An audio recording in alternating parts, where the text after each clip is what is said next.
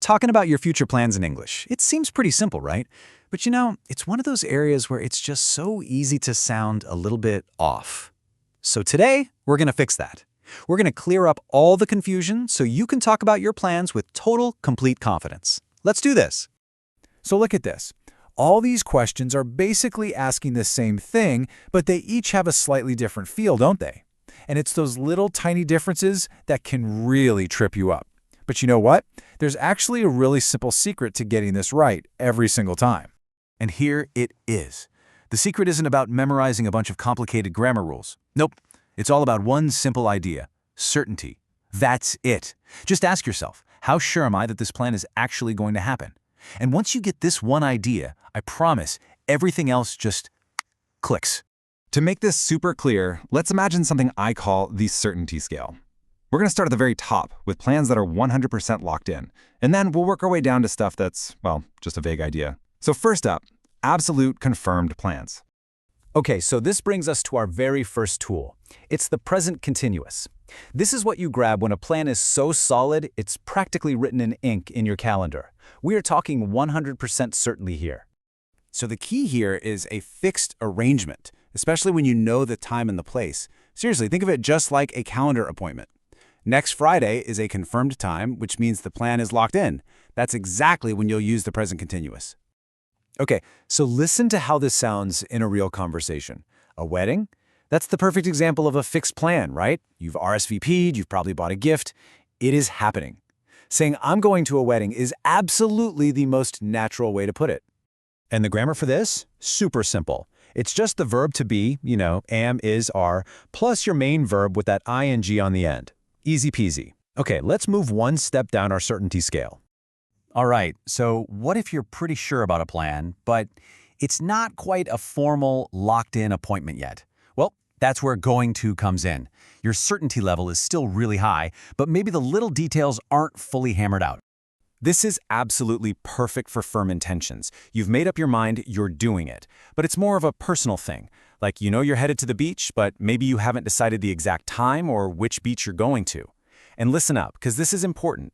In real everyday speech, you're almost always going to hear this as gonna. So check this out. See? It's a personal decision about the evening. It's not some formal appointment with someone else, but it's exactly what you intend to do. It shows you've made up your mind.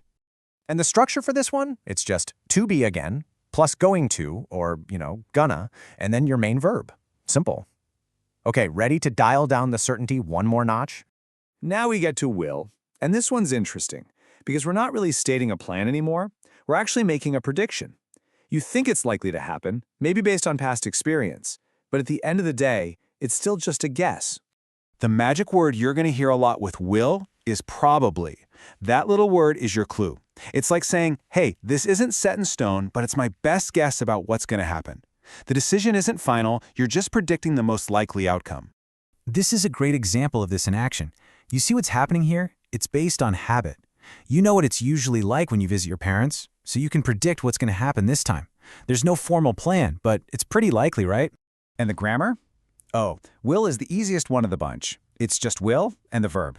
But here's a massive tip if you want to sound natural. Pretty much everyone uses the short forms, I'll and won't, when they speak. Seriously, it makes a huge difference.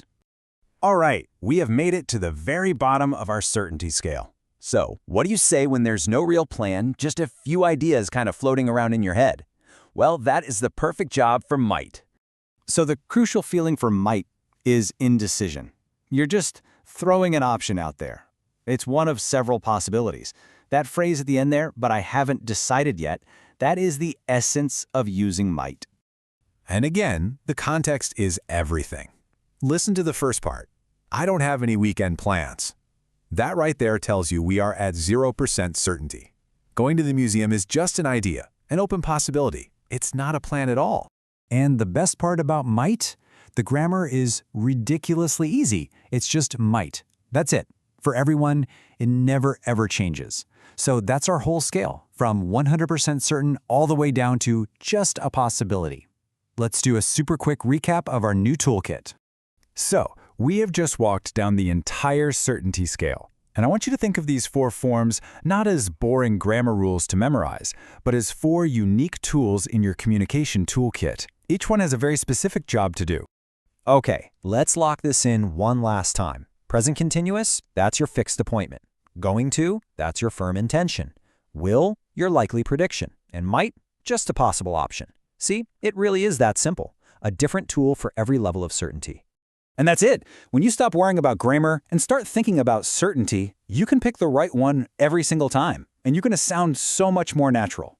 So, the only question left is, what are you going to learn next? Thanks for joining me.